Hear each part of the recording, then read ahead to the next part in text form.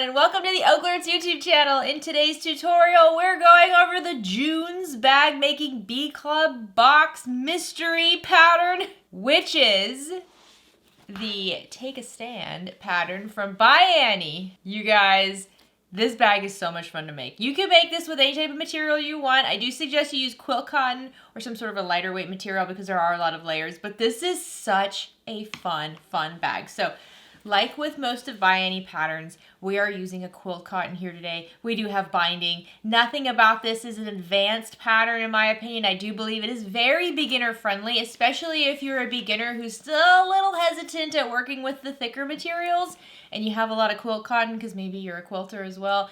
You're gonna love this pattern. It is so much fun to make. So let's just go through the pattern. First we have a front panel here with a zipper pocket, which is nice and big. This is such a fun bag because you pretty much, most of the prep work is just quilting the panels and then you cut the panels down and then now you have all your pieces, which I think is so fun. So the back also has the same zip pocket just without the accent. If you wanted to add the accent to the back panel as well, you're more than free to do that. On the top, we have a nice overextended zipper and then we have the binding for the zipper that acts as like a handle. We have these beautiful rounded side panels, and on one of the side panels, you also have another little handle right here. When we open the bag up, pop it open, and we have two mesh pockets. The inside is very, very easy to put together.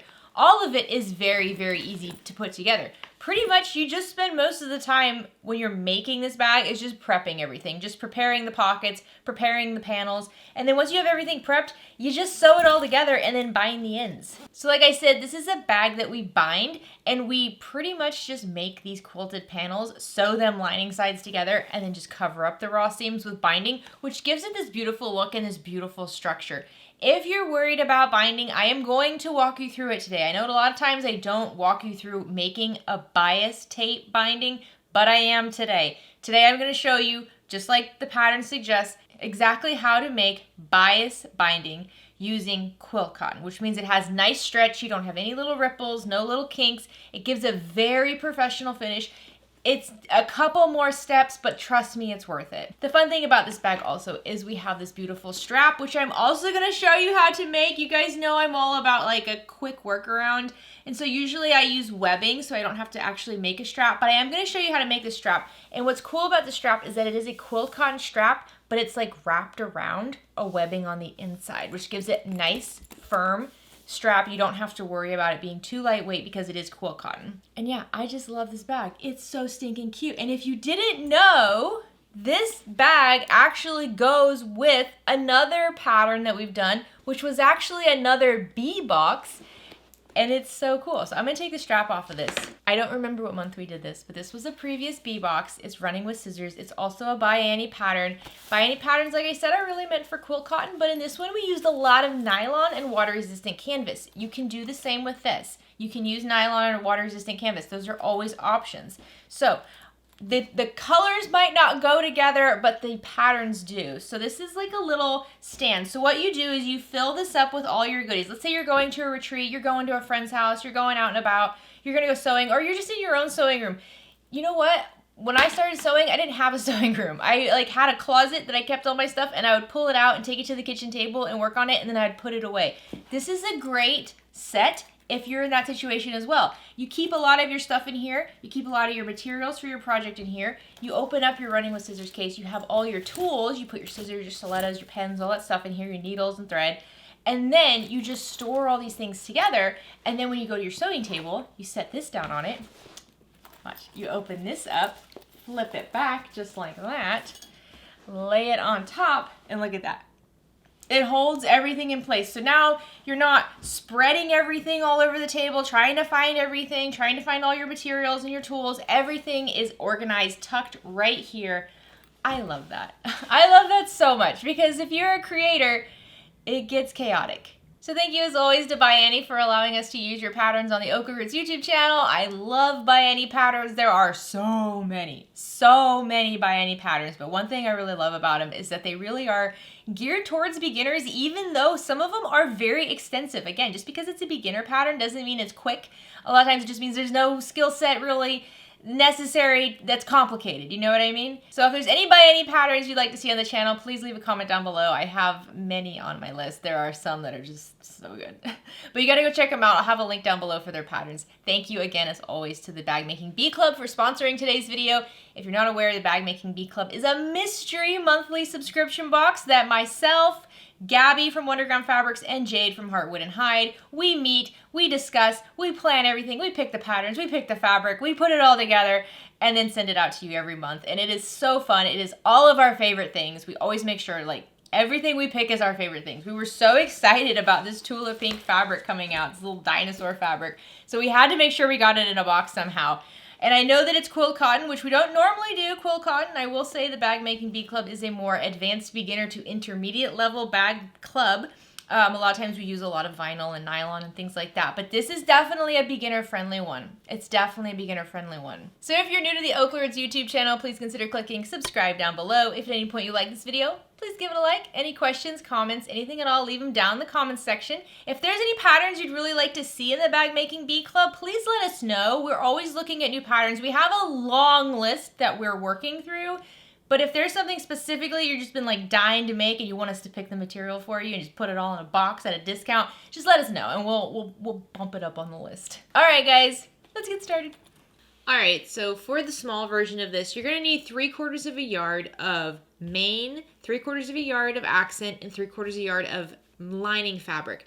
For this, I'm using pretty much quilt cotton. So we're using this beautiful Tulip Pink quilt cotton for the exterior of the bag and for the accent and everything. And then for the lining, we're using this water-resistant canvas. You're gonna also need at least 18 by 58 inches of foam. So this is just like a foam material. It's going to allow us to quilt this, which is really what adds all the structure to the bag. So if you wanted to mix this up, yes, you could use nylon, yes, you could use vinyl, yes, you could skip some things. You definitely could use like a vinyl and water-resistant canvas and fusible fleece sandwich if you'd like. However, you do need to have some sort of an exterior stabilizer and lining sandwich because the whole way this bag is done is by having that quilt. So any type of material you want to use to quilt, just remember there are a lot of seams, so you don't want to add too much bulk to this. So if you were going to use a vinyl or faux leather, just make sure it's lightweight. Next, you're going to need at least a 12 by 13 inch cut of mesh. This is going to be for a couple of mesh pockets. And then you're going to need at least 54 inches of zipper tape. So I would go with about 2 yards at least of zipper tape, as well as 3 zipper pulls. Bianni has their own zippers that already have zippers installed with a single zipper, double zipper, things like that. If you're just using a regular zipper tape, you're going to use a number 5 zipper tape with numbers at 5 zipper pulls. Then you're going to need at least 2 1/4 yards of strapping. Now we are going to be making a strap per the pattern today. Sometimes I don't make the strap this way. I just use webbing. So if you want to just use like your own fun 1-inch wide webbing, go for it. However, I am going to show you how to properly make the strap per the pattern using a combination of this strapping, which you will not see. It'll be on the inside of the material, and then also quilt cotton. For your hardware, you're going to need 2 1-inch D-rings, 2 1-inch swivel hooks, and a 1-inch strap slider. You'll need at least 1.5 yards of fold over elastic. And then I have a couple bag tags here. We have the super cute bee box bag tag, which is just a little dino footprint with a bee in it. How adorable is it? And then also this month comes with an adorable little sticker. Let's look at it. It's so cute. Look at that. It says, "This is not the time." A little angry dino and a seam ripper. I love it. And then I also have my OklaRoots bag tag to put on the bag. Okay, so here's most of the other stuff I'll be using today. I'm sure I'm missing something, honestly. As always, a large supply of plastic clover clips. The thread I'll be using that goes through the needle, this is the top thread. This is from Saya Swag. It is a polyester bonded nylon. It's a Tex 45 weight, which is a little thick, so if you want to use a Tex 30 weight, that's okay too. I do always suggest you use polyester thread for bags, not cotton thread. Cotton thread is great for quilts, so if you want to use a cotton thread for quilting the bag, that's perfect. But for construction of the bag, I always recommend polyester thread. It just lasts longer than cotton thread will. For the bobbin thread, which is not going to be the same as the top thread, the bobbin thread I'm using is a Gutermann thread. Remember, we are quilting the front and back of this, so you will see the bobbin thread. So if you don't like the color you're using, you need to change it out. The needle I'm going to be using is a Microtex 8012, and then I have my handy dandy little snips, as always, that I keep by the sewing machine. I have some of these curved pins. So these are quilting pins. I don't know if you can see, they're little safety pins, and they have like a slight, Can you see that? They have like a slight curve to them. This is going to help me keep the sandwich of exterior foam and lining together while I'm quilting it. I usually like to use a spray adhesive, but my spray adhesive actually does not work with the foam at all. So this is how I'm going to keep it together. I'll show you how I build that sandwich in just a moment. Okay, this tool is something, honestly, I've never used until I made this. So if you're going to be doing the straps per the pattern, you really want to have a tool like this, okay? If you're just going to use webbing, you're not going to build the straps and don't even worry about it. But if you're going to make the straps the way the pattern suggests, we're going to be making a very tight tube of fabric, and then we have to flip it all right side out, which is difficult to do without a tool like this. So I'll have a link down below. I got this from So Sweetness. It's extremely handy. It is very, very handy. It makes quick work of a tedious process. So I'll show you how to use that. And then I have an air erasing marker as always, and then a seam ripper and stiletto, my little lighter to clean up loose ends. I have some paper tape here to help hold things in place, a 1 inch by 6 inch ruler, and then some double-sided 1/4 inch wide tape. And don't forget, I always have my by hand use stiletto at the sewing machine at all times. This is like a third hand. It allows me to get placement and hold material very close to the needle without actually hurting myself. Okay, let's go over these pattern pieces. You're gonna have 2 cuts of exterior, 2 cuts of lining, and 2 cuts of foam for your main panels. So pretty much what we're doing is we're going to create a little mini quilt, and then we're gonna cut this down to make the other pattern pieces. So you have big pieces that we're gonna quilt together, and then we're gonna cut it down to make the smaller pieces. So you can see I have very large cuts here. You can go bigger than what the pattern measurements are. You don't have to be terribly precise. Just make sure they're at least that size. If they're bigger, that's fine. Because again, we're going to cut it down. You will have more than enough. I will trim down my foam to meet up with my lining and my exterior. It is easiest if all 3 of them are the same size. So here's a finished version of that. You can see the exterior. I don't know if you can see. I did a very light quilting. I'm going to do a quick quilting. Same thing today. Just kind of like 2 little stitches like that. But you can see here's the back of it. So it's right sides out on both front and back with the foam in between, and then we'll just use this panel to cut it down. When working with the measurements, it's like this. It's taller than it is wide. So if you have a print with an orientation like I do, remember that. It's taller than wide, because that kind of threw me for a second. So when you're cutting your material, do your best to keep it like that. Okay, so then from your coordinating or accent fabric, you're going to have 2 long cuts here. This is going to be to make the straps. There's quite a few pieces to the straps. There's the actual crossbody strap, and then there's like accent straps. So you're going to use all this. We're going to piece it together to make the strap. And then you're going to have another long cut of material here that's a little bit thinner. And this is going to be for binding. Okay, so that skinny piece I just showed you was for zipper binding, but then you're gonna have a large square, and this is gonna be for bias binding. We are going to make bias binding today. I get asked about this all the time. One day we'll do a whole video over this technique, but I will show you it today. We're gonna take this 1 square of fabric and we're gonna turn it into a very easy to use stretchy bias binding that's gonna go around curves super easy. Okay, now we have a few cuts of the coordinating fabric. Really the only cuts you're gonna have that are not quilted are the coordinating or accent fabric. So have some fun with this. I love this print because it's super colorful and it has a lot of details, so you're gonna get all kinds of different looks with this. First we're gonna have this cut up here, which is the end strap, and then we're gonna have the zipper tab. Then you're gonna have the pocket A border.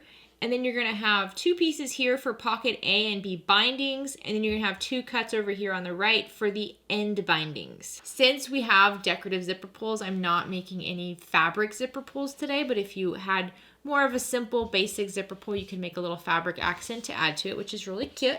All right, and then you're gonna have your 2 cuts of mesh for your mesh pockets, and you're gonna have 4 cuts of your elastic. These 4 cuts will go with these 2 cuts of mesh. And then for your strapping, you're gonna have 2 short cuts. These are gonna be to hold the D-rings. And then you're gonna have 1 longer cut, which is going to be your crossbody strap. Remember, these strappings here, these are gonna be tucked into fabric, so you're not gonna see this black webbing at all. Another quick tool I want to mention that's going to be helpful is this rounded corner halves template tool. We have this in Shop OklaRoots. We'll be rounding off some corners today. This just makes it easy work. You don't need this. You could use any object out of your kitchen, honestly. But if you wanted to get the precise corners per the pattern, then this is a good one. It has a 1.5 inch, 2.5 inch, 3.5 inch, and 4.5 inch corner on here. And it will just make it easier to cut out. All right, so the first thing we want to do is quilt. And this can be as involved or as basic as you want it to be. Just make sure you cut your fabric pieces first. And I'm honestly just gonna lay it all on my foam. So if you have the box for this month, you have more than enough foam. But I'm just gonna lay all this out. For me, the big thing I want is I want all three of these pieces to be pretty much the same size. So you can see I have about 3 different sizes here when I was cutting down my material. I'm gonna use the exterior fabric here as my baseline, and I'm just gonna cut down the foam. This is a pretty big cut of material, so you don't really want the extra material. This extra foam isn't gonna help you in any way. It's just gonna get in your way when you're trying to quilt it. So let's just trim this down so it's easier to manage. And you can see it does not have to be exact. It just needs to be at least as big as what the pattern tells you. The first thing you wanna do is take your lining fabric and lay it right side down, wrong side up. Then grab your foam or stabilizer of choice. This could also be fusible fleece if you wanna make it a little bit easier. But fusible fleece does not have the density or the thickness that foam has, so the foam really gives the bag that structure and the look we like. If you were feeling a little ambitious, you could definitely, instead of the foam, use a layer of fusible fleece and a layer of Decovil Light. That would also be a really interesting cocktail. I think I want to try that. And then you're going to take your exterior main fabric and you're going to lay it right side up. So the exterior and the lining are wrong sides together with a layer of foam in between. Now, you need to get these 3 layers to stick together somehow. If you have a spray adhesive that works, go for it. If you're using the By Any Soft and Stable, I do find the spray adhesive works with that. It's just this foam in particular, it doesn't seem to want to stick, so I'm not even going to waste my time. Instead, I'm going to use pins. So before I start basting this together, I'm going to decide on my quilt line. Now, I am a pretty messy quilter, so what I'm going to do is pretty much use a big ruler, and I'm just going to mark a diagonal line all willy-nilly. There's nothing mathematical about this. So I'm just going to use my air erasable marker, and I'm doing this on the exterior right side. And I'm just going to go along this line, marking my starting line, and it's going to be right in the center. That's where I like to start, is in the center. Now that I have that line marked, I'm going to try to hold these 3 layers together to the best of my ability. I'm a little sloppy with this. It is what it is, but I'm going to take my pins and I'm just going to use these little rounded pins to hold these 3 layers in place. You can see I don't even close them. I just leave them open.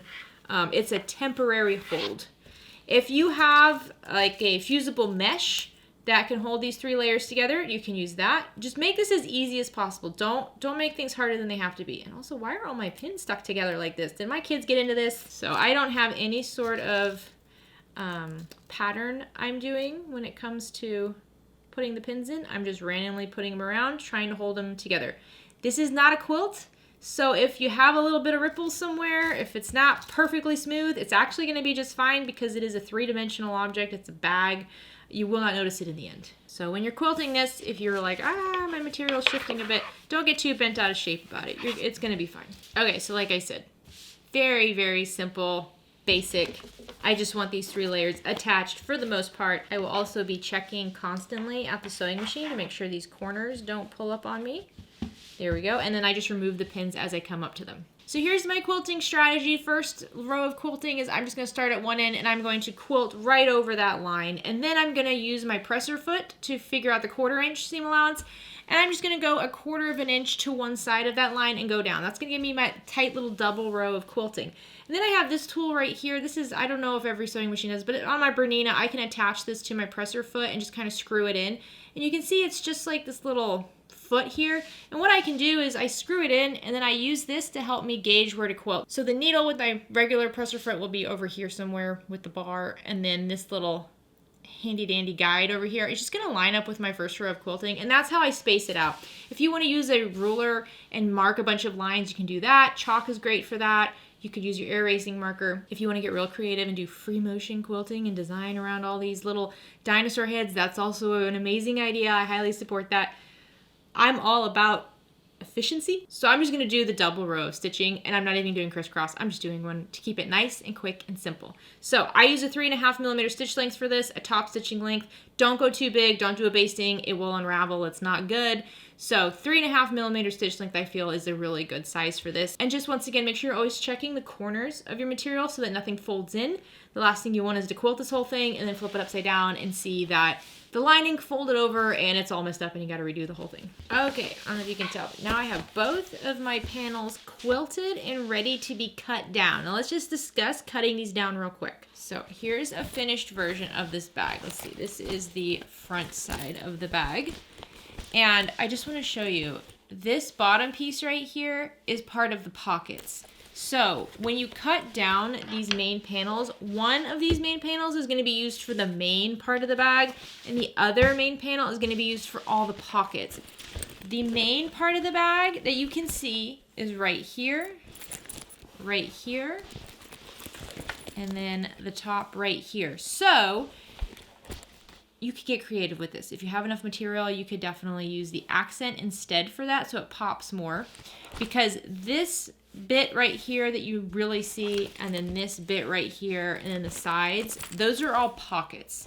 So think about that when you're cutting this out. If you want some contrast between the pocket and the outside of the bag, think about that. So decide what you're going to use for what. One of these is going to be used just for the main body. The other one is going to be used to cut up the pockets. The one that's used to cut up the pockets, you're going to see the most of. So if you have a print or just better placement on one of these, that's the one you should use for your pockets. The one that is going to be for the main body, you really don't see much of it at all. So if you have like, you know, that's just not oriented correctly, like use that one for the main body.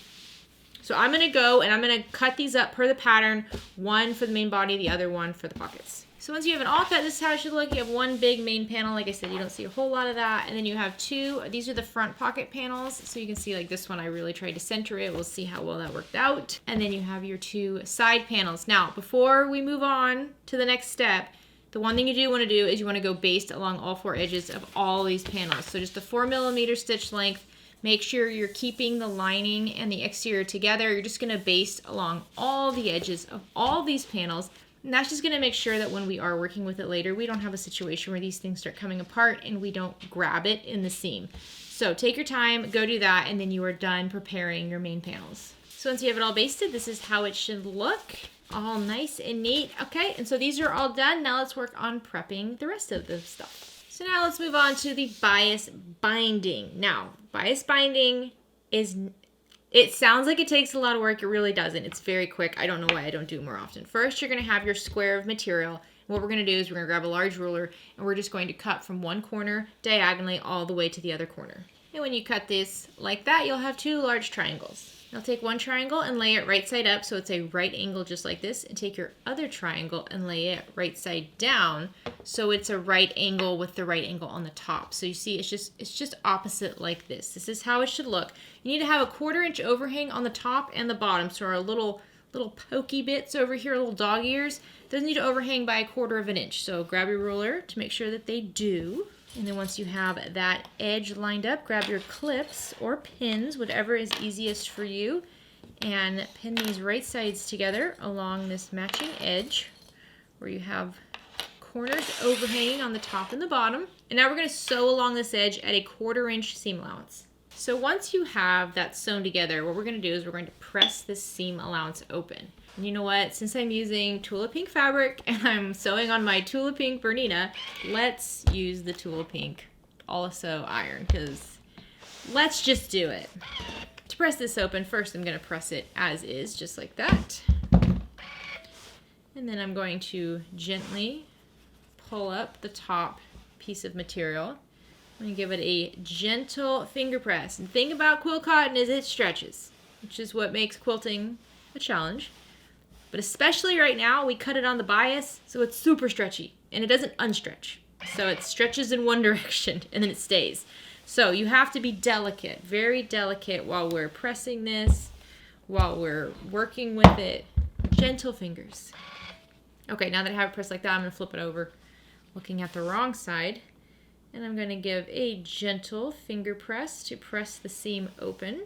It is important that these seams are pressed open. So take the time to do this.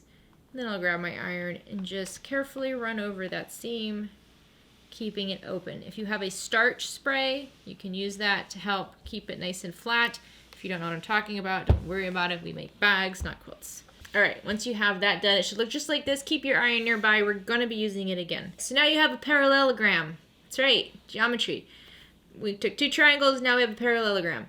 What we want to do now is we want to cut straight strips. So you're going to cut 2 1/4 inch wide strips from this parallelogram. So just grab your ruler, measure up 2 1/4 inch, slice, slice, slice. This will give you multiple straight strips. All right, so now you have 4 strips that look just like this that are all pieced together. And now we're going to piece them all together into one long strip. So you're going to take one right side up, and you're going to take the other.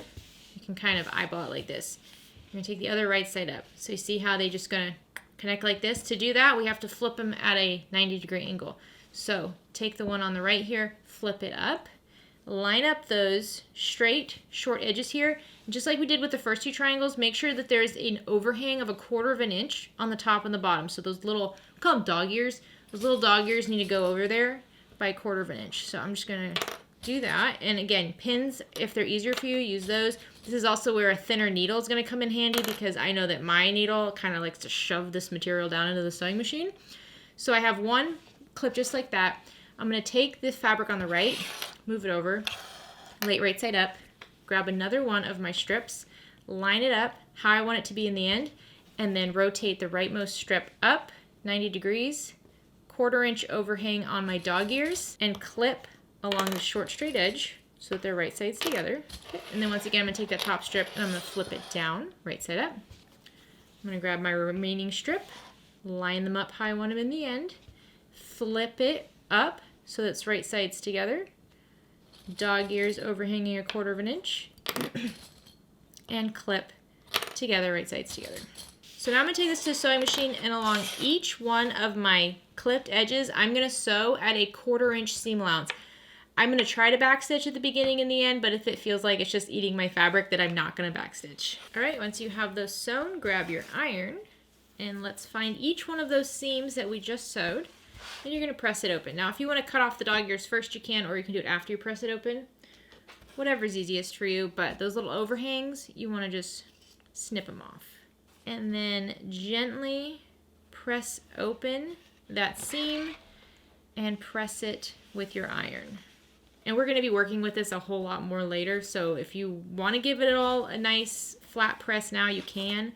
But we will be revisiting this, and I'm gonna do the binding a little different than the pattern does, just because of my skill level. I find it easier to do it a little bit different. All right, there you go. Now you have a nice long strip of bias binding. Bias means it's cut on the bias. It's cut between the weft and the warp on the diagonal. It's very stretchy. It's going to easily go around curves with no puckering or ripples. It's beautiful binding. So just set this to the side for now. So now we're going to work on the straps. And what we want to do is we want to take both these pieces of long strips of fabric and combine them into one. So we're going to lay them right sides together, lining up the short edges. We're not going to do it on the diagonal like we did with the binding. This is just straight to straight, lining up the short edges. Just like that, and clip or pin together. And now sew along this short little clipped edge here at a 1/2 inch seam allowance. And once you have those sewn together, we're going to press that seam open gently. This is not cut on the bias, but it's still stretchy.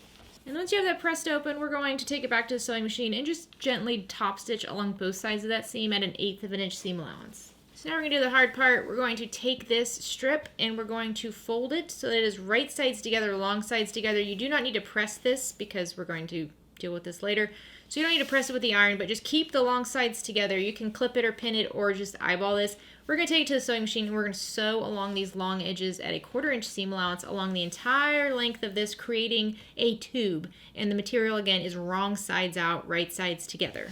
Alrighty, once you have it all sewn, now we need to press the seam open. So just do your best here to get that seam centered and press it open. It will provide for a nicer finish if you do this. So just carefully go down. If you find that it's not directly in the center, that's okay. We'll manipulate this in a little bit. We still have a little bit more work to do with this piece, so you'll have plenty of time to get it all straightened out and centered in just a moment. Okay, so once you have this pressed, now you need to turn it right side out. So this is where this tool comes in handy. Now this tool is, I would highly recommend everybody has this. It's not a tool you're going to use every time you make a bag. It's probably not a tool you're going to use even half the time you make a bag. But it's a tool that when you need it, you're going to be really glad you have it. And I'm going to show you why. Because what we want to do is turn this material right side out, which, you know, it's going to hurt your thumbs if you try to do it manually. There are other ways to do it. I'm going to show you how to use this thing. So this has this purple thing on the end. I can take that out for now. And then it has like the gold tube. And what I'm going to do is I'm just going to shove the material around that gold tube. And I'm just going to thread all of it on. And it is a very tight fit. So you might have to really put in some grunt work here, but it should all fit. I think my material is even probably longer than it needs to be. I think my strip is longer than it needs to be. So I'm just going to carefully keep smooshing this down all the way on there. There we go, just barely reaches. All right, so I have all my material squished on there, and I've got it open on the end. So I'm gonna take this like purple thing here, and I'm gonna stick it through the bottom, over here like that, and poke it through the top. Now this top piece here is very pokey, and what I wanna do, it's pokey and twirly.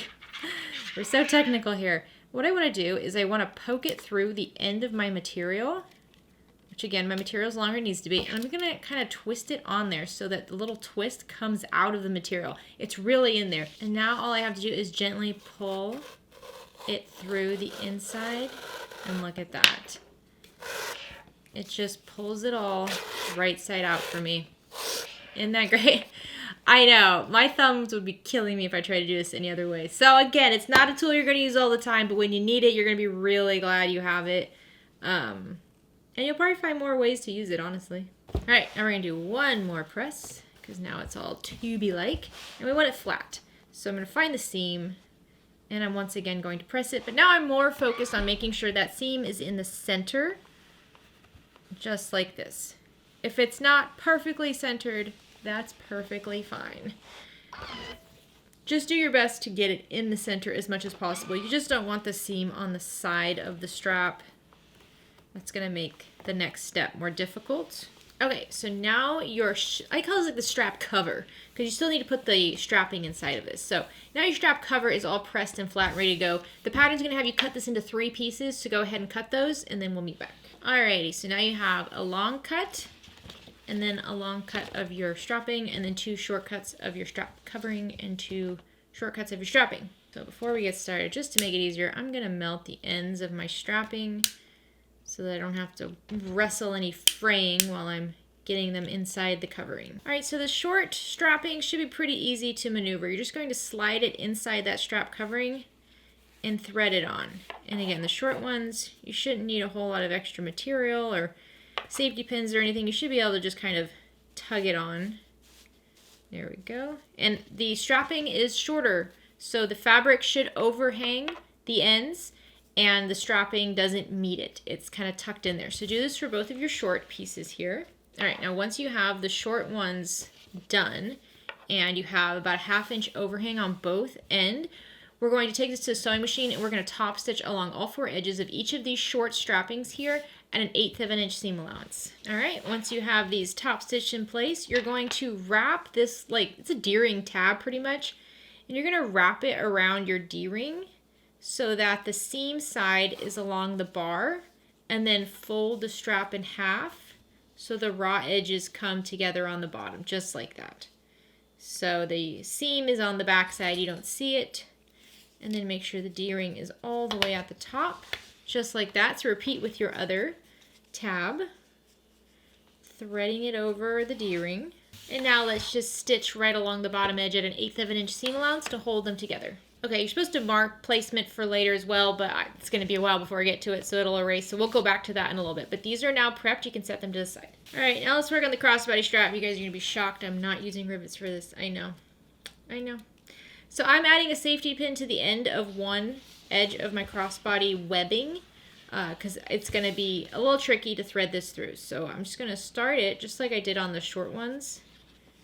But after a while, you'll find it's a little hard to keep it going, but get it going as far as you can. And then once you see that it's a little bit harder to keep it going, you're going to just kind of push down the material over that safety pin and then pull it down the webbing.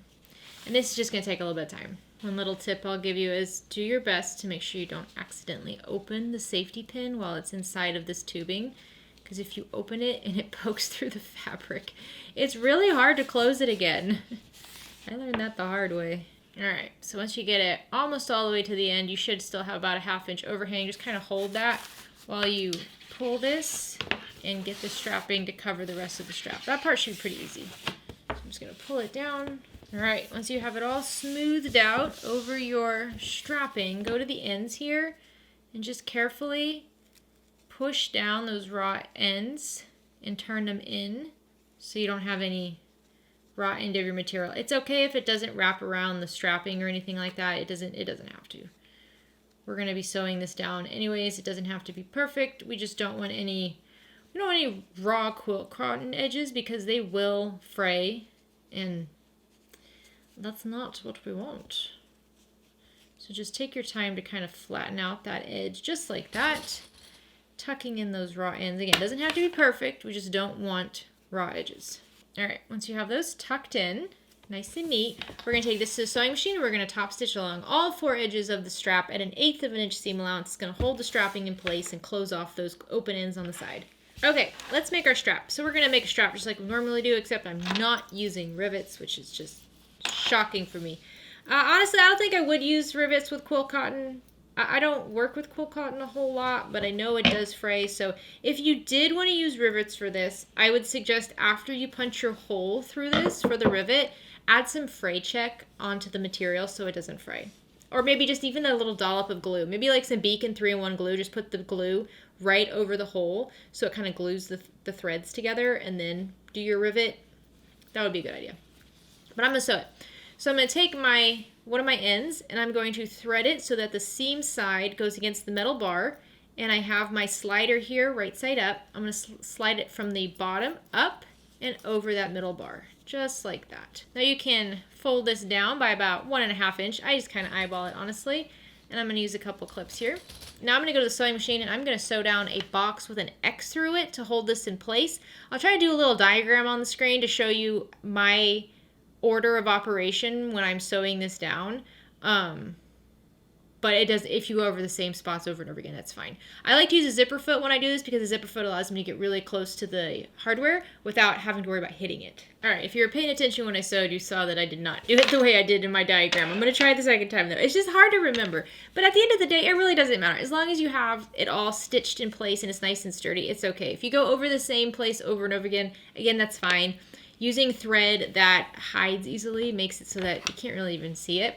So now I'm going to keep my strap straight. I'm going to grab one of my swivel hooks and I'm going to line up my swivel hook so that the flat side where the bar is, that goes against the side with the seam, and the hook side is on the right side, the side without the seam. I'm just going to thread this on. And then keeping my strap nice and straight, I'm going to pull it seam sides together, back sides together pretty much, and then on the side over here where it has the overhang, I'm going to insert my unfinished end of my strap up from the bottom and then over that middle bar, just like that. So now when you take a look at this, you should have a swivel hook hanging off just like this, slider looking nice in the center, and then nothing going on the other end. So we're going to take our other little swivel hook. So hook side on the right side, slide this on, and then wrap the seam side around the back, fold it over 1.5 inches, and once again we're going to go to the sewing machine and we're going to sew a little X in a box. I'm going to try to do it correctly this time, but just remember if you don't, again, if you have to go over the same spot over and over again, it's okay. It's just extra reinforcement. And once again, if you want to use rivets, you definitely can. Just make sure you use some fray checker glue with the woven material. All right, I did that one correctly. It works either way. So how cute is this? Isn't this a fun strap? It's always good to know how to make lots of different types of straps. I think this looks really nice. This is going to be great for a craft bag and things like that. It does look really, really cute. So you can set this to the side now. So now let's prep our end strap, and this is the last prep step. So take your end strap and fold it in half, wrong sides together, long sides together, and give it a press. This is going to be to mark the midpoint. Here we go. And then take the long edges and fold them back, wrong sides together to meet that middle crease that you just made, and press. So do this for both long sides, and then fold it in half once again, kind of like a hot dog bun. So all those long raw edges are tucked in. The raw edges on the short sides are still there, but not on the long sides. There we go. And once you have that nice and flat and looking the way you want, you're going to take this to the sewing machine and just top stitch along all 4 edges of this little strap end tab at 1/8 of an inch seam allowance. All right, so now we're going to work on the pockets A and B. These are the front and back pockets. Now, for the pocket A, which is the front pocket, when you're looking at pattern placement, remember you have this like border that's going to go on top of it, just like that. So if you don't want to hide some of your stuff, you need to think about that. I think I will still use it with my little dino that's centered over here. I think it'll be cute. Okay, I'm gonna be honest, when I first read through this part threw me for some reason. I just could not seem to visualize it, so hopefully this helps. You're gonna grab your pocket A, you're gonna lay it right side up, and you're gonna measure down 2 inches. You want a scant 2 inch. So just under, so when you take your ruler, for example, when you take your ruler here and you're measuring 2 inches down, don't line up the 2 inch mark right on the edge. Have the 2 inch mark go just off the edge like that. So just hanging off the edge, and then do your mark across the entire horizontal top here. Now grab your pocket A accent and you're gonna lay it right side down on top of your material, and the bottom edge of the accent, so if this is a directional print, this is the top, this is the bottom edge is going to go just along beneath that line. So the bottom edge is lined up with that marked line, and the whole accent panel is underneath it. That's what I couldn't seem to wrap my head around. For some reason, I don't know, maybe it's not a struggle for you guys, but I could not visualize that. So I'm just going to clip the ends over here in place. Now I'm not using any woven interfacing. The pattern does suggest you have a strip of woven interfacing on here. I'm not going to do that, but if you want to, go ahead and do that. This is also a great place to add a little vinyl accent. If you have a lightweight faux leather vinyl, this would be a nice place to put it. So now we're going to sew right along this edge on the accent border at a 1/4 inch seam allowance. Make sure you backstitch at the beginning and the end. All right, once you have that sewn on just like this, now we're going to flip that accent right side up, and the top edge should match up pretty perfectly with the top edge of your pocket. If it's a little off, that's okay. Do your best to get it up there. And I'm going to use clips to just pull that fabric up to the top edge here. And now I'm going to go to the sewing machine. I'm just going to baste along this top edge at 1/8 of an inch seam allowance to hold that accent in place. How stinking cute is this little pocket? So now I'm going to attach my accent bag tag while I'm here. I think I'm actually going to do it on the bottom right corner. We don't lose a whole bunch from the sides and the bottom, so I'm just going to kind of center it. Let's see, where is this? This is going to be about 1 inch from the bottom and 1 inch from the side, from the right. So 1 inch in on both sides, just like that. I'm going to use some double-sided tape to hold it in place before I sew it down. And now I'm going to go to the sewing machine, and I'm just going to top stitch along all 4 edges of my bag tag at 1/8 of an inch seam allowance. Oh, that's looking so cute, isn't it? I love it. So now grab your pocket you just worked on and grab one of your zippers. This should be about 15 inches long, or if you're using zipper tape, just make it a little bit longer, a little bit wider than the pocket so we can trim it down afterwards. And lay your zipper right side down along the top edge of your panel and clip in place. And now let's take this to the sewing machine using a zipper foot. Sew along this clipped edge at a 1/4 inch seam allowance. Make sure you backstitch at the beginning and the end. All right, once you have it sewn, you're going to flip this up so that the zipper and seam go behind the top panel here, just like that. Now we don't have like a lining like normal.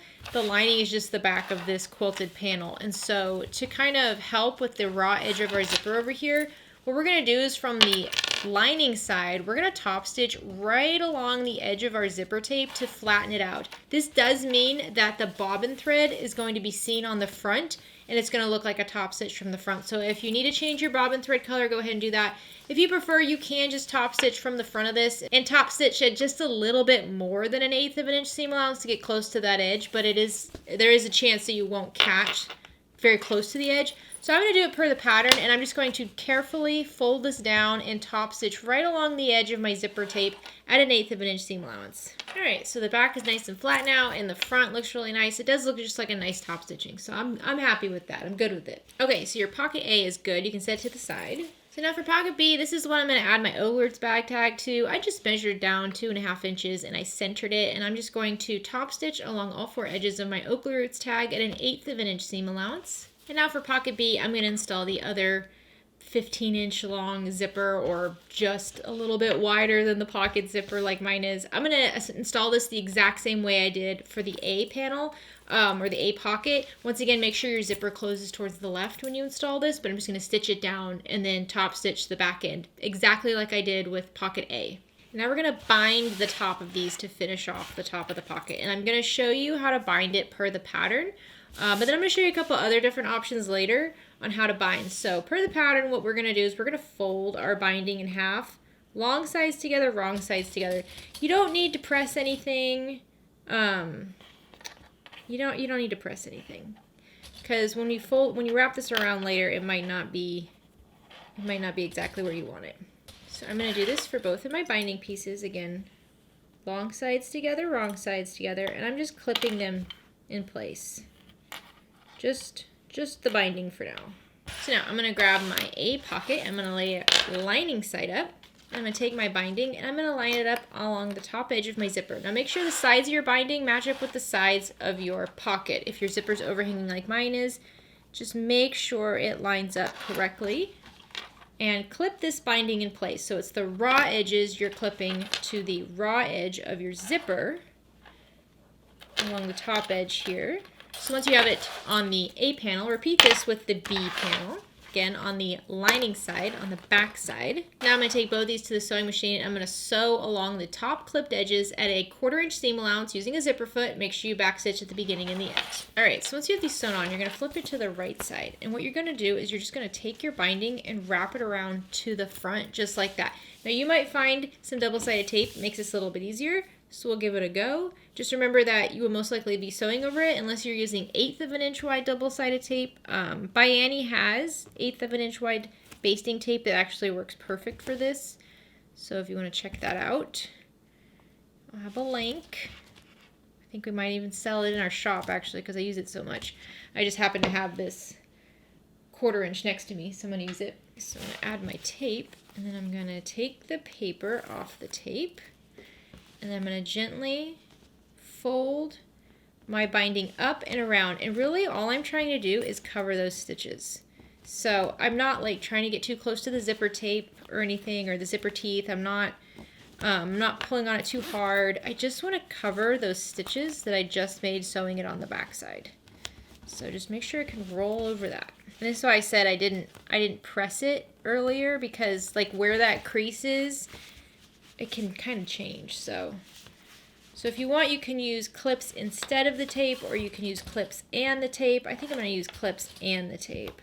Alright, so this is how the pocket should look. I'm going to repeat this with the other pocket. I think I am going to use the tape again. It did make it much easier. And when I'm adding this tape, I'm adding it right along the edge of the zipper tape and above the stitches. So it's not coming beneath the stitches. I don't have to worry about this tape being seen in the end. Alright, once you have the binding wrapped around the front of the zipper, now we're going to go take this to the sewing machine and just top stitch right along the folded edge of the binding at an 1/8 of an inch seam allowance. Alright, so now you actually you need to trim the bottom a little bit, and I did not think of that when I was adding this bag tag, so it's going to be cutting it close.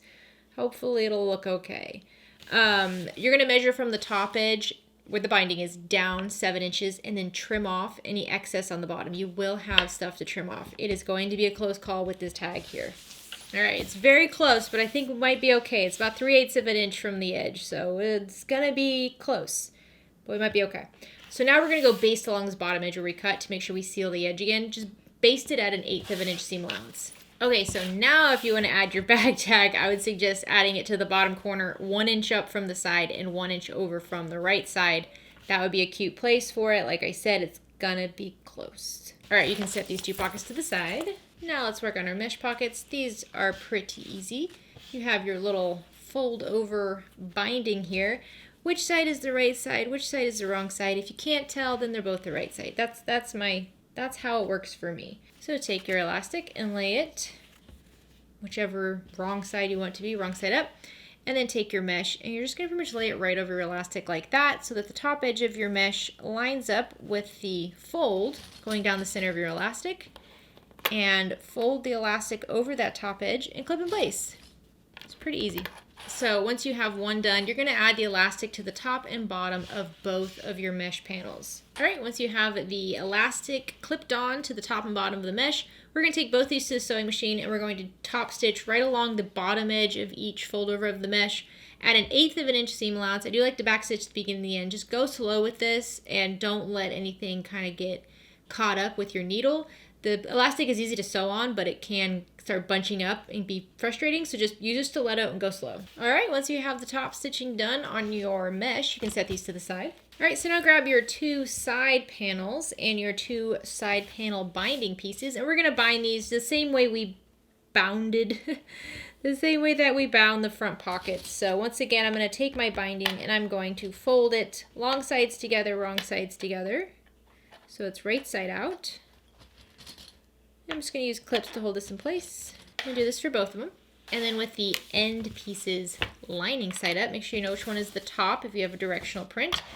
Attach your binding so the raw edges are lined up with the top raw edge of your end panel and clip together. Do this for both of them. And now we're going to go to the sewing machine and just sew along these top clipped edges at 1/4 inch seam allowance. Make sure you back stitch at the beginning and the end. Now once you have that sewn on the lining side, you're going to flip the binding and wrap it around to the right side. And again, the #1 goal is that you're covering up the stitching that you just made to attach this binding on the other side. We don't want to see that on the right side. So if you want to use double-sided tape here, you can. I feel like I don't really need the double-sided tape this time. It definitely helped out with the zipper, but I think I'll be okay with just clips on these end panels. So I'm going to bring the binding to the front for both of them. And now I'm going to take these to the sewing machine and I'm just going to top stitch right along that folded over edge of the binding at 1/8 of an inch seam allowance. All right, so now you're going to grab your end strap, and on the short sides you're going to measure in 1.5 inches and you're going to make a mark with your air erasing marker, just 1.5 inch in from each short end, and then you're going to measure down from the top 1.5 inches and you're going to line up your strap just like that. So make sure it's nice and tucked in. If you want to use double-sided tapes underneath the 1.5 inch sides, you can definitely do that.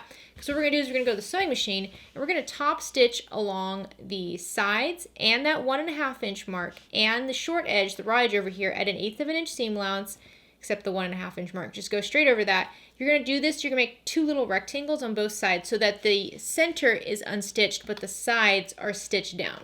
So once you have that stitched in place, now we're going to round out the bottoms.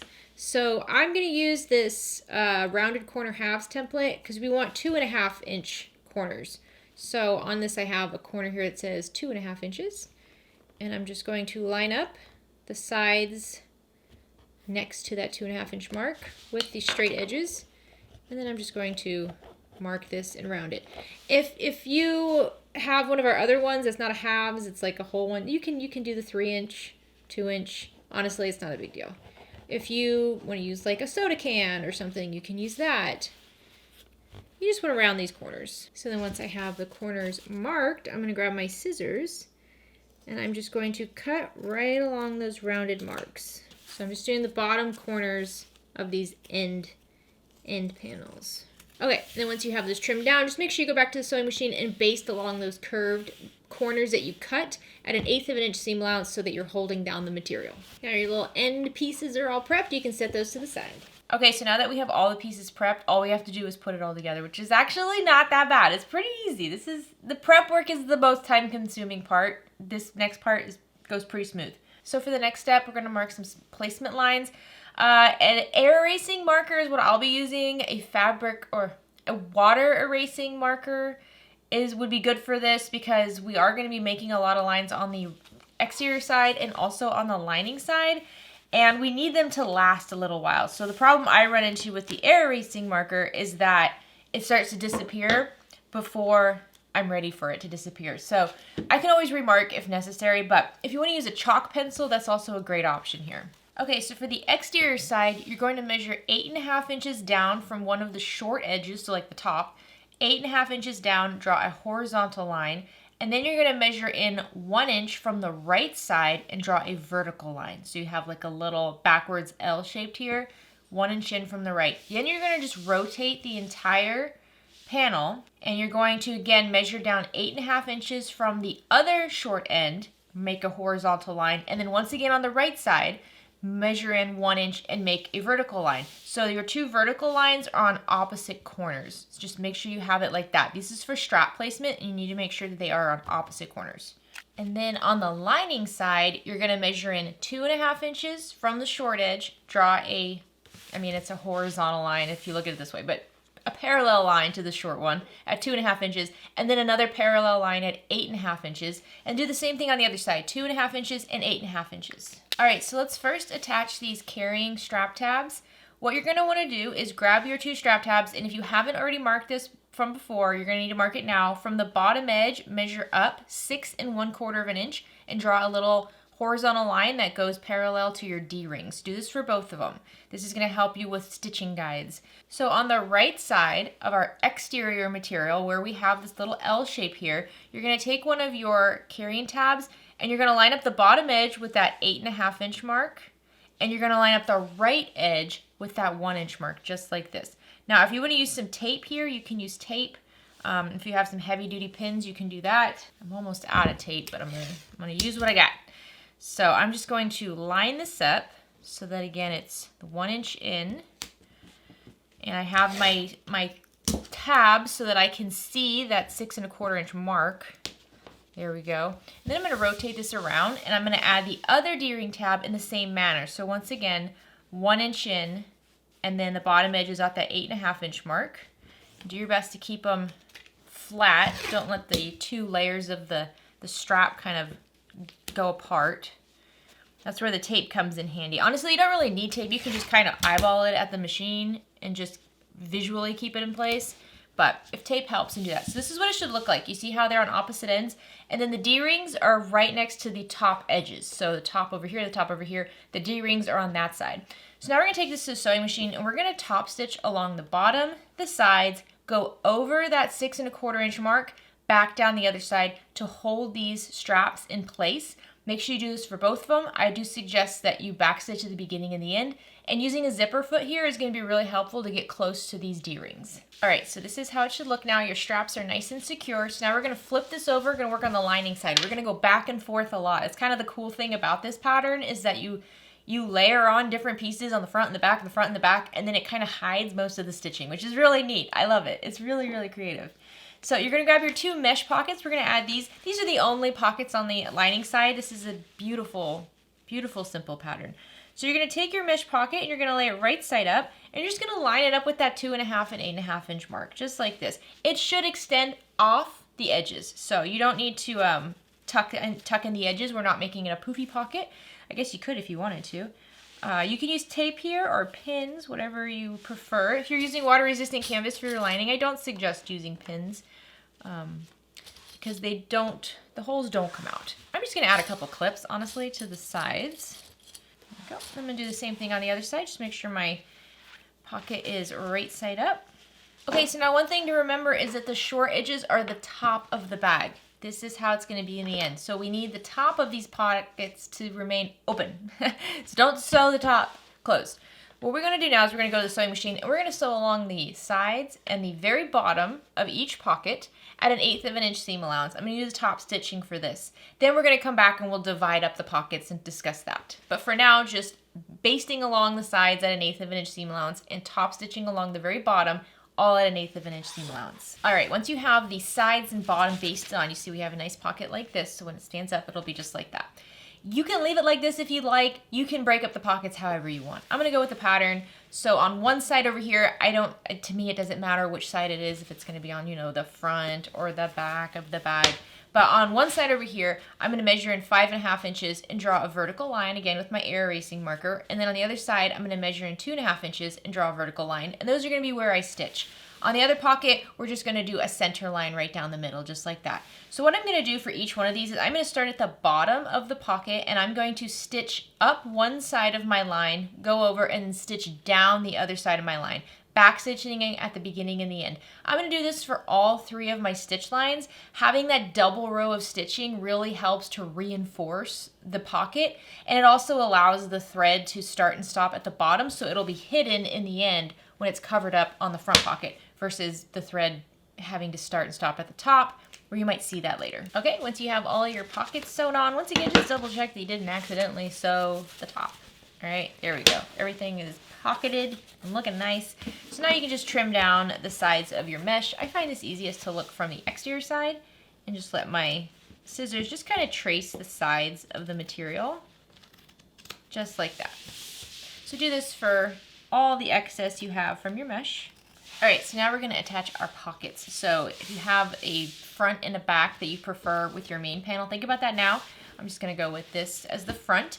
And then you're gonna take your pocket A, this is the one that has a little accent border on it, and we're going to lay it right side down, and the bottom edge, so it's exterior right side down, and the bottom edge is going to line up with that 8.5 inch mark that you drew. So make sure you can still see it. If you can't, you can remeasure, redraw it. You don't have to guess here, okay? So we're gonna line it right up with that mark. This is how it should look, lining side facing up. And I'm gonna use just some clips on the side here. Again, you're always welcome to use pins or tape if that's easier for you. And now we're just gonna sew right along this bottom edge here on the pocket side at a 1/4 inch seam allowance. Make sure you backstitch at the beginning and the end. Once you have that stitched in place, you're going to remove your clips on the sides, take your pocket and flip it exterior right side up. Ba-bam! And look, we're still okay with the tab. Yay! Sorry about that. So when you flip this up, you should notice that the top edge of your zipper lines right up underneath your D-ring. That's the whole point of this. It just kind of peeks through like that, which is such a cute design, isn't it?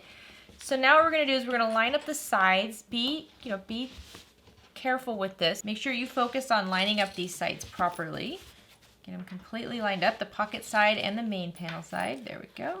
So now we're going to completely sew this pocket down. So all 4 edges. So I've always made the mistake of leaving this top open. Don't do that. You need to sew it down. It all needs to be sewn down.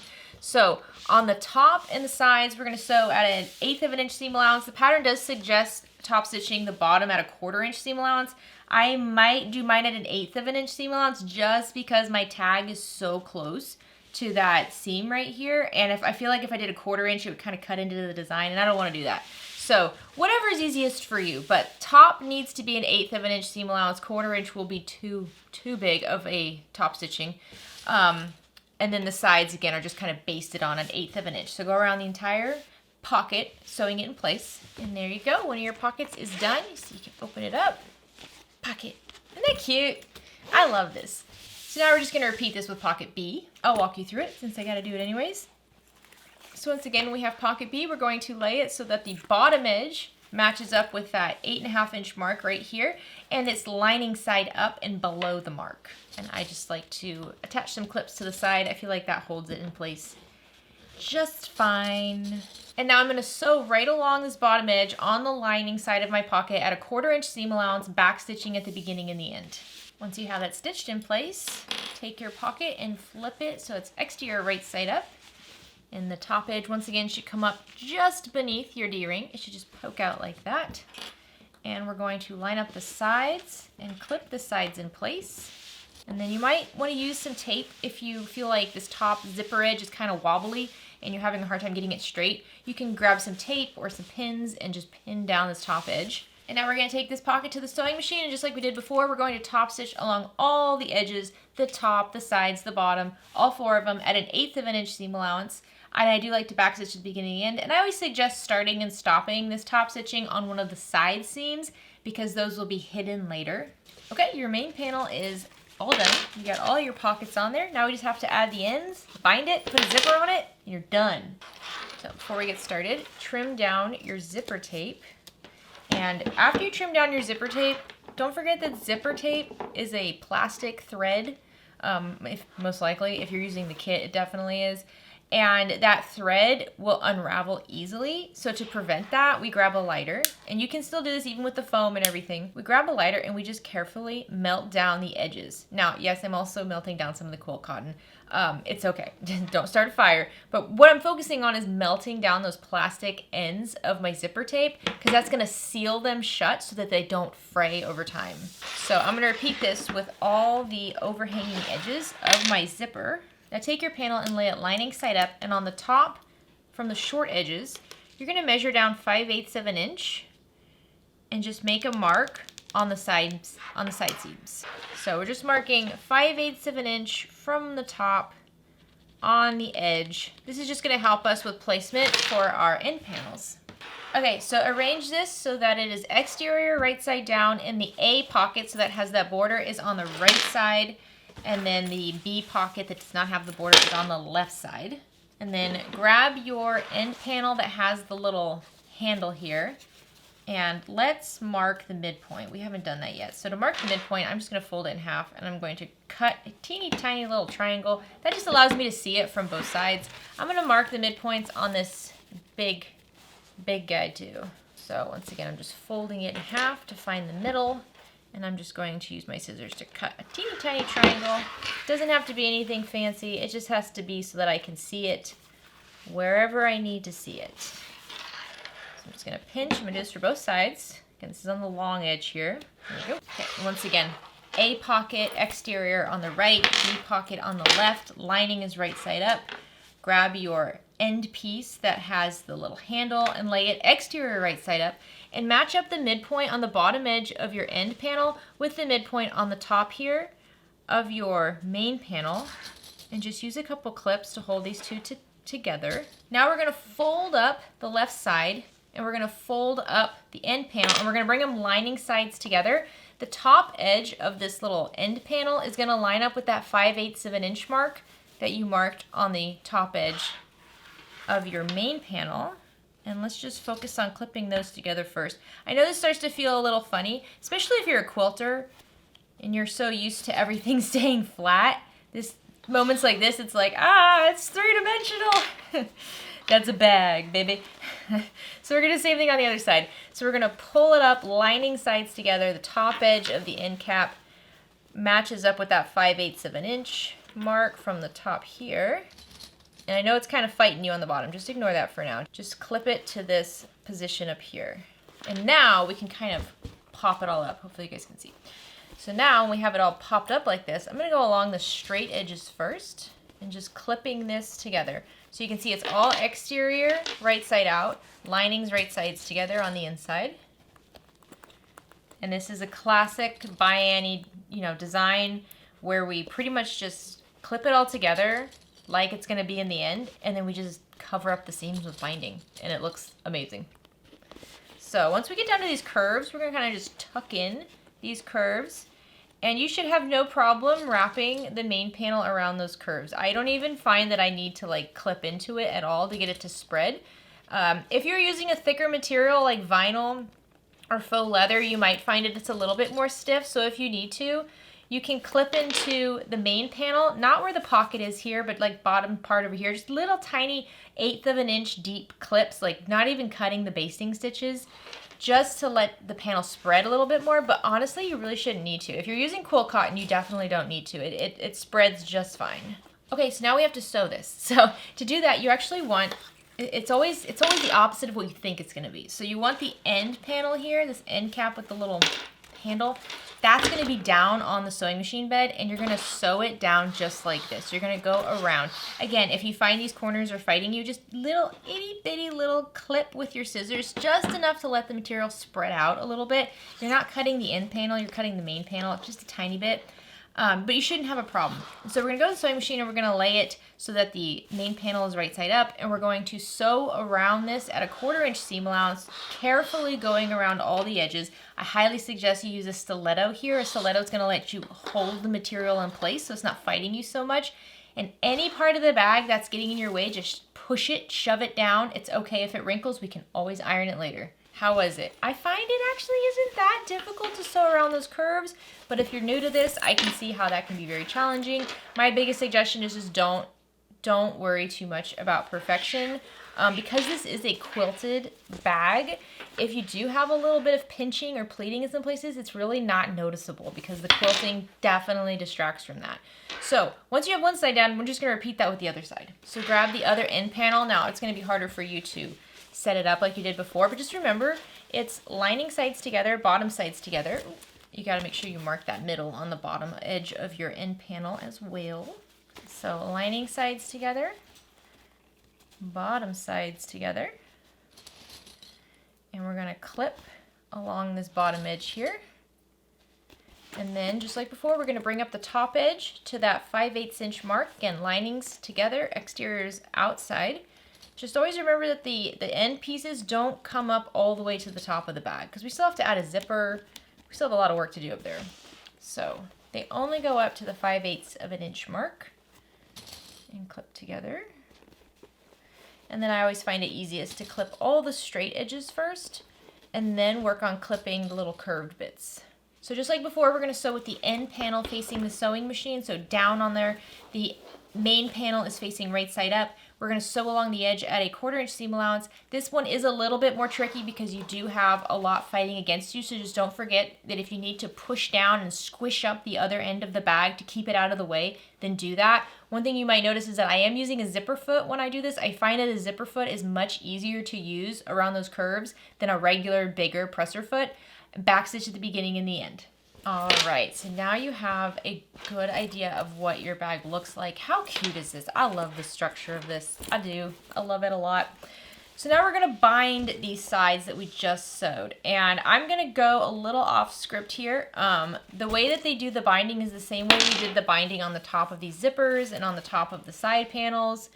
So I'll give you a little preview. You pretty much just fold your binding in half again and then sew it on one side and then wrap it around and sew it on the other side. My only concern with doing that is that some areas of this are very thick and I want to make sure I capture both sides equally. So I'm going to do my binding just a little bit different. So the way I'm going to do my binding requires just a little bit more prep. So grab your binding and you're going to fold your binding long sides together, wrong sides together, just folding it in half and give it a good press right along that fold. Okay, and then once you have it folded in half once, you're gonna open it up, and then we're just gonna take one side and fold it back to meet that midpoint fold, just like this. I know, it's a bit of extra work, but I find this type of binding is just kind of difficult for me, and this is probably the easiest way for me to do it. So with binding, it's always just finding what works for you. Another great option for binding if you don't want to use quilt cotton is actually using elastic. I personally haven't really tried that, but I know a lot of other bag makers who use elastic as their binding and they love it.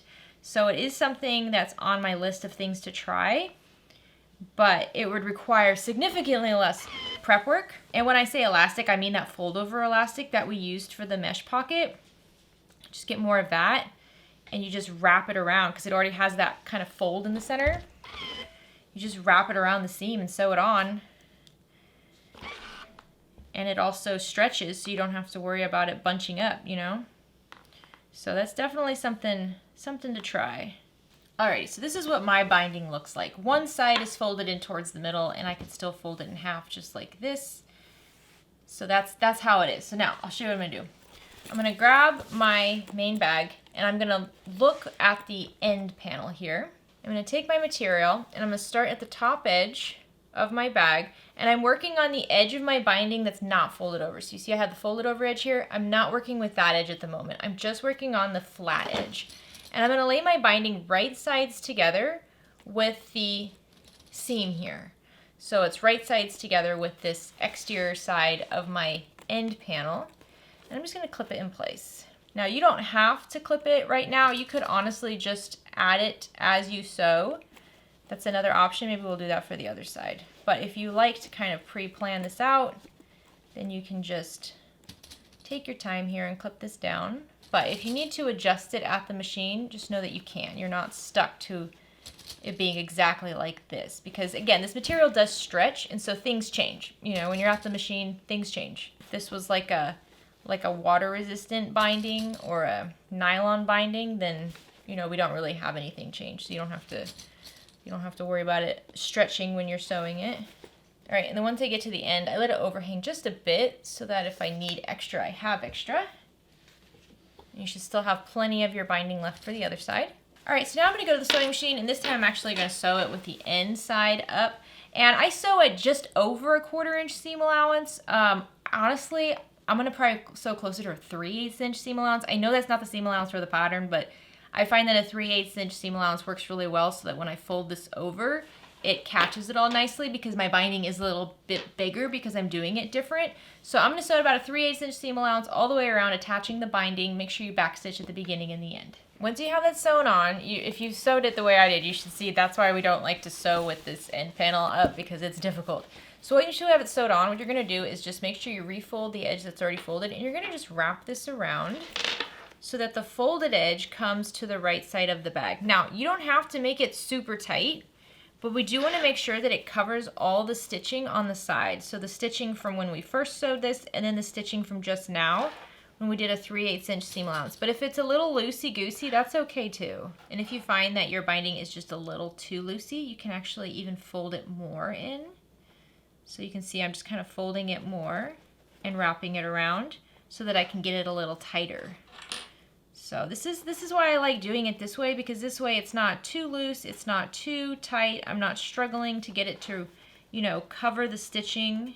All right, and then once you get all the way back up to the top, you can trim down any overhang you have. There we go. And so this is how the binding should look. Isn't it nice? It looks so nice. So now when we sew this on, we're gonna sew it with the inside facing down and the main bag facing up. And we're gonna sew this on anywhere between 1/4 inch to a 3/8 inch seam allowance. Your goal is just to get close to the edge over here. So I'm going to again use the zipper foot, and as I do a zipper foot, I'm pretty much going 1/8 inch away from this folded over edge. But it's not as, it's okay if your seam allowance has to change a little bit while you sew around this. And I do suggest back stitching at the beginning and the end.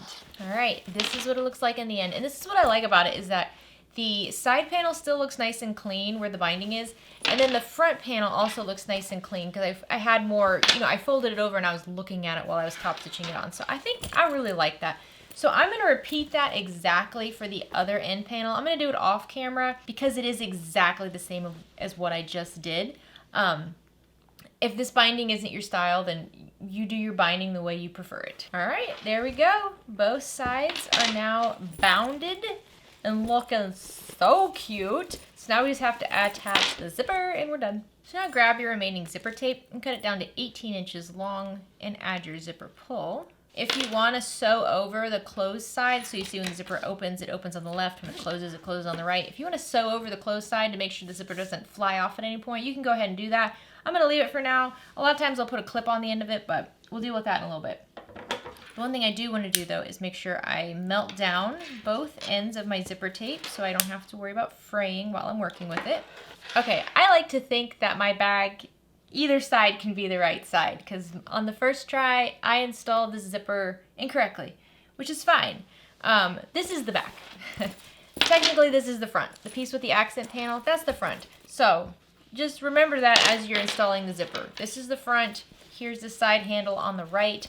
That's how we want to orient this. Now with your zipper, when the zipper closes, the zipper pull moves towards the left. With the zipper right side up, you're going to take the back side of the zipper and put it up against the lining side of your bag. So the closed edge matches up all the way on the left edge over here, and then it's back side of zipper to right side of lining, and clip along the back panel. So this is to going on the back panel. Here's my front panel, that's my back panel. So you see when this closes, it'll close like this with the zipper closing towards the left, and here's the front panel. And then grab a ruler and a marking pen, and you're gonna mark along the zipper 3/4 inch from the left side. So again, this is the open edge. So 3/4 inch from the left, mark on your zipper tape, and that's gonna be a place we start and stop sewing. All right, now we're gonna take this to the sewing machine and we're gonna sew along this clipped edge at 1/4 inch seam allowance using a zipper foot, but you're gonna make sure you start at that 3/4 inch mark. Don't start all the way at the edge where the zipper opens, but you will sew all the way to the end where the zipper closes. So starting at that 3/4 inch mark, back stitch, sew at 1/4 inch seam allowance all the way to the end, and back stitch at the end. All right, once you have that part sewn in place, you're gonna open your zipper on the open side. So just separate it like that. And then over here where you have that 3/4 inch hangover, you're going to just pull the teeth up and away. So it's like a 90-degree angle up. Go ahead and fold the zipper tape over itself to create a little pleat, just like that. Clip in place. So you see how the zipper teeth are pulled up and away. The zipper teeth that are pulling away from the bag are going to meet up with that binding. So it's like a 90-degree angle. And I'll go back to the sewing machine and just sew right over this end of the zipper teeth at a 1/4 inch seam allowance to hold this in place. And then once you have that sewn on, if you have any overhang of your zipper tape, go ahead and trim it down. But remember, always, when we trim down zipper tape, we grab a lighter and we melt down the edge of it. There we go. So this is how your zipper should look now. It comes up on the side, goes all the way to the end. We're gonna repeat on the other side. So just take your zipper, bring it up. If you want, you can kind of close it almost all the way. But pull the other side. So now we're working on the front panel. Pull the front panel back to meet the zipper and line up wrong side of zipper tape with the right side of the lining. And you can kind of, the reason we close it a little bit is just so you can see what it looks like. Just be careful. But you see? How cute is that? All right, I'm gonna open this up, make it easier. Like I said, to prevent it coming off the edge, I'm just gonna put a clip on the end like that. And once again, I'm going to clip my zipper to the main panel. And then this time it's on the right side, but it's the open end. So still the open end of your zipper. We're gonna measure in 3/4 of an inch and mark on the zipper tape so that we know where to start and stop. So just 3/4 of an inch in, there we go. And now I'm gonna go to the sewing machine and I'm gonna sew along this clipped edge, but I'm gonna stop at this 3/4 of an inch mark. And whenever I start, I'm gonna backstitch, and I'm also gonna backstitch at that 3/4 of an inch mark. All right, let's see how that's sewn in place, just like we did on the other side. We're gonna just pull that open end of the zipper teeth up and away, and just kind of match up the teeth with the end of the binding, clip in place, and then just sew this down so it's out of the way and turned up towards the seam at a 1/4 inch seam allowance. And then if you have any overhang of your zipper tape, just trim it down. Easier to see like this. Just trim that down, grab your lighter and melt it down. All right, once the zipper is attached, now we need to bind it. So if you have the selvage still there, make sure you trim that off. And I'm gonna do my binding a little bit different from the pattern again, just because again, it's easiest for me. So I'm going to double fold my binding. So first I'm gonna fold my binding in half, long sides together, wrong sides together. And I'm just going to use my iron to press along this. And again, if you want to use elastic here, you can. If you have water resistant canvas binding or nylon binding, that's also a great option. Any of those will work for this binding. And remember, this is the binding that was not cut on the bias. We have no need for curves here. We do not need the binding to stretch, but it is quilt cotton, so it still will stretch. So be careful when you're pressing this that you don't start tugging on it too much, because it will kind of warp. Once you have it pressed in half, you're going to take those long raw edges and fold them back to meet that midpoint and press that down as well. And once you have one of the long edges pressed back to the middle, you're going to repeat that with the other long edge. This is just like how I was prepping my binding for the sides, except I'm going to press both long edges back to meet in the middle. And then finally, once they're both pressed, you're going to fold the whole thing in half like a hot dog bun and give it one more quick press. This will just help keep everything in the shape that we want it before we attach it. Alrighty, so for my binding, I'm pretty much just going to attach it in one go.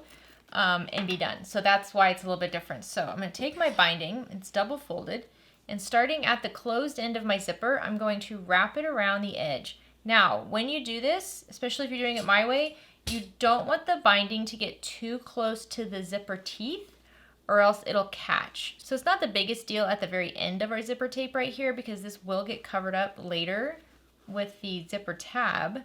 But as you move along the bag, just try to keep it uniform. Try to make sure it stays, you know, about 1/8 of an inch away from the zipper teeth.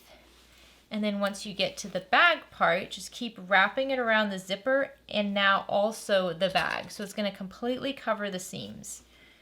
Just carefully hug it around. If you want to use some sort of double-sided tape on like the top edge of the bag to make sure it stays in place and doesn't move on you while we sew it, you can definitely do that. So I'm still working on the same side, but I'm going to go all the way off the end of the bag. Again, making sure it's not too close to the teeth. You shouldn't have too much of a problem with it getting too close to the teeth on the bag portion, because the seam is pretty thick. All right, so once you have one side pinned, keep your binding straight, wrap it around. Don't worry about the bag part yet. Just wrap it around back to the closed end of the zipper and line it up with the raw edge, just like you did when you started, and clip it in place. And we're gonna do the same thing. We're just gonna start from the closed end and go all the way over to the end of the bag. So I would say wrapping the binding around the end of the zipper where it's not connected to the bag is probably the trickiest part, because you don't want it to get too close to those teeth. It's a lot easier once you have the thickness of the main bag involved in the seam. So I'm just clipping it all the way along the top edge of this is the back panel I'm working on now. And you're gonna go all the way off the side where the zipper folds over, so that's the open end of the zipper over here on the left. And then you'll notice after you have it attached, you have like this little bit over here overhanging. Go ahead and give it a tug to fold in all those raw edges, and also use your clips here to clip them together, because we want this to stay double folded. So just make sure you have it all together. If you want to add some tape between the folds over here to hold it in place, you can do that, but I find clips work just fine. Okay, so now I'm going to go sew this in place, and I'm just doing one row of stitches pretty much. So I'm going to sew it with the zipper teeth right side up. So starting at the end over here, I'm sewing at 1/8 of an inch away from the inner folded edge. So not the very outer edge of the zipper, the inner folded edge, 1/8 of an inch away from that, just top stitching this binding in place. The hardest thing is making sure that you catch the back. So don't get too close to this inner edge over here. When you're top stitching, don't have that needle go right along the edge of the material. Maybe do it a little bit bigger than 1/8 of an inch seam allowance, because you do want to make sure it catches it on the back as well. So I'll be checking as I go around, but I'm going to just top stitch with the zipper again, teeth right side up, at 1/8 of an inch seam allowance from that inner edge. And then as I get to the little handle bit that's overhanging on the open end of the zipper, I'm going to continue top stitching again along that double folded edge at 1/8 of an inch seam allowance, just going around the bag and then continuing along the back panel all the way to the end of the zipper. Make sure you back stitch at the beginning and the end. All right, once you have that all stitched in place, just check the front. Make sure you caught all the edges. It looks good. That looks so good. So you see when you close it, it looks like this, and you have a little handle over here, and you have the zipper overhang over here. How stinking cute is this bag? I just love it. I love it, I love it, I love it. So now I'm going to attach my zipper tab. I'm going to do it a little bit different than the pattern. Shocking. I'm going to take my zipper tab and lay it right side up. I'm going to take my zipper tape with the closed it raw edge over here. I'm going to lay it right side up right on top of my zipper tab. And I'm going to line it up so that the entire zipper tab is underneath the zipper tape. And my zipper tape is centered along the very rightmost edge. And I'm going to sew my zipper tape down at a 3/4 inch seam allowance. Make sure you backstitch at the beginning and the end. All right, I might use the iron for this. So I'm going to grab my ironing board and my iron. So now I'm going to flip the zipper tab away from the zipper tape so that the zipper tab is mostly wrong side up, except for where it's sewn on. And I'm just going to press along those folds right next to the zipper teeth. And then starting with the top edge, I'm just going to wrap this around my zipper tape, flattening out that top edge, and give it a press. I'm going to do the same thing on the bottom, just wrapping it around the zipper tape, keeping my folds nice and straight, and give it a press. There we go. And then I'm going to take the short raw edge all the way on the right, and I'm going to fold it in so that I can feel where the top of my zipper teeth are. And I'm just going to fold it in so it meets there and give it a press on that fold. So you see I still have quite a few raw edges showing. And I'm going to fold it one more time down to cover the raw edges that are folded over. And if you need to kind of loosen it up a little bit, just try to manipulate it so that you're covering all raw edges. All right, once you have it the way you want it, grab some clips to hold it in place. And now I'm going to take this to the sewing machine, and I'm just going to top stitch along all 4 edges of my zipper tab at 1/8 of an inch seam allowance, and I'm looking at the right side of the zipper while I'm doing this. Zipper tab is now done. Bag is done. It looks so stinking cute. Let's grab the strap. So here's our adorable little strap, so you can carry it around wherever you need to go. How stinking cute is that? It is adorable. And then, what's so fun about this pattern is that it has a buddy. Now I know the materials don't match, don't worry about that. But this was another bee box that we did. This was a previous bee box. I think it's called Running with Scissors. I can't remember the name of it, but pockets galore. This is pocket, pocket, pocket. But it actually goes hand in hand with this bag. And what you can do is you can open this up, flip it out, lay it on top. I'm trying to get the camera angle right, but you lay it on top and it's like a stand. So you can put a bunch of your supplies and stuff in here, put all your tools on here, and then while you're working, you have everything just neatly hanging out to the side, easy to access, organized, out of the way. I mean, it doesn't get better than this. This is so great. So I hope you love making this as much as I do. It is so much fun. All right, guys, so what do you think? How cute is this? You gotta be kind of strategic with your pattern placement if you really want something to end up in the end. So that's why I hope that if you watch the video first, you kind of got a good idea of like, okay, this is where I need to put my pattern placement in order for this and this and this to all work together. But man, it is so much fun. I love this dinosaur so much. It's such a fun bag. It's so cute. It's a really fun bag to play with a lot of different materials. You could definitely use a vinyl. You could definitely use a vinyl on the outside, a fusible fleece for your interfacing, and then a water-resistant canvas for the lining. That would work as well. It would still give you the structure that it gives like this. With the quilt cotton, in order to get structure, you gotta use some sort of firmer interfacing, firmer stabilizer. So that's why we're using the foam today. But you could definitely mess with this. Nylon would also be a wonderful option for the exterior of this bag. I love using water-resistant canvas for linings, you know that. But for the exteriors, you could have a lot of fun with this. So I hope you love making this as much as I do. If you do make it and you use the tutorial and you post it on social media, please make sure you tag me. Please make sure you tag the Bag Making Bee Club. We want to see your version. If you got the Bag Making Bee Club this month and you use the material in a different way, tag us. Because there's like 3 materials and you have a lot of all of it. So you don't have to use the dino print for this. You could use this coordinating material. You could use the water-resistant canvas. So if you mix it up, I cannot wait to see that. I mean, this was our vision, but I want to see what you do with the materials in the box because it could be, I honestly want to make another one where I have the lining material, the pink on the outside, and then like this polka dot material as the main and then the dino print as the accent. I think that would be really cool. I hope you're having a great day. Have a fantastic rest of your week. Get out there and make something. Bye guys. Oh, okay.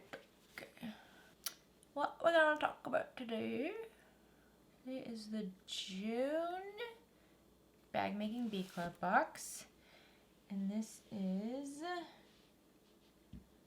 what the hell is this?